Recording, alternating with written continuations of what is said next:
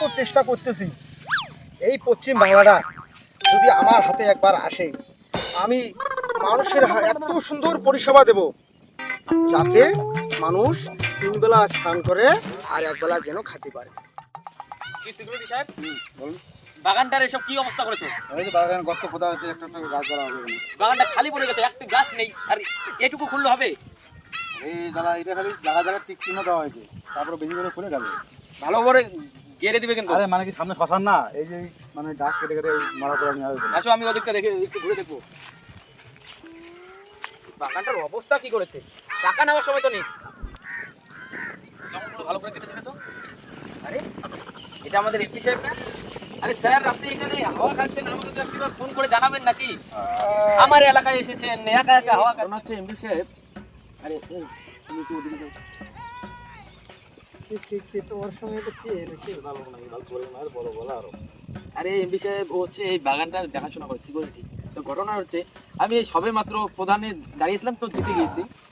আমাকে না শাসক দল কাজ করতে দিচ্ছে না, বলছে তুই যদি আমাদের হয়ে কাজ করিস তাহলে তুই কাজটা করতে পারবি, নাহলে তোকে আমরা ঘর থেকে বেরোতে দেবো না।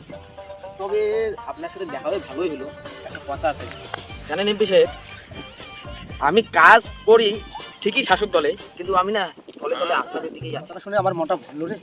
আমার পিছনে কোনো লোক নেই, বর্তমানে যত লোক আছে মানে চুরি চামারি করে আছে, ঘরে ঘরে কোণে, দেশে বাইরে বিভিন্ন জায়গায় ওরা আছে, কিন্তু আমি ইন্টারনেট ছড়াতে পারছি না। কি করব, করার মতো বুদ্ধি নেই। যেখানে মিটিংয়ের জন্য যাই সেখানে তারা খাই, যেখানে কোনো মিছিলের আয়োজন করি সেখানে তারা খাই, পুলিশ প্রশাসনকে বলি তবুও তো আমার কাছে অতটা হেল্প দেয় না। আর এই জন্যই বলছি, যদি ভালো মানুষ যদি বুঝে যে থাকার জন্য, তাহলে আগামী দিন শেষ করলে অবশ্য ভালোই হবে। যাই হোক, তোরা যে এইভাবে কাজ করছিস, সত্যি আমার গর্বিত, খুব ভালো লাগে। যাই হোক, এইভাবে চেনটা টানো। আর এমপি সাহেব মাথা সবসময় ঠান্ডা রাখবেন। আপনি এমপি, হ্যাঁ কথাটা আমার বুঝবেন, আপনি এমপি, মাথাটা সবসময় ঠান্ডা রাখবেন, অত টেনশন মাথাতে নেবেন না, কিন্তু কাজ কোনো সময় ভালো হবে না টেনশন থেকে। যাই হোক, এখন বলছি যে কি রকম একটা গল্প পাল্টে হবে না পার্টি হতে পারে হবে 199, আমি পার্টি হবে। তোরা যেভাবে বেশি কাজ করতেছিস তাতে তো মনে হয় হতে পারে।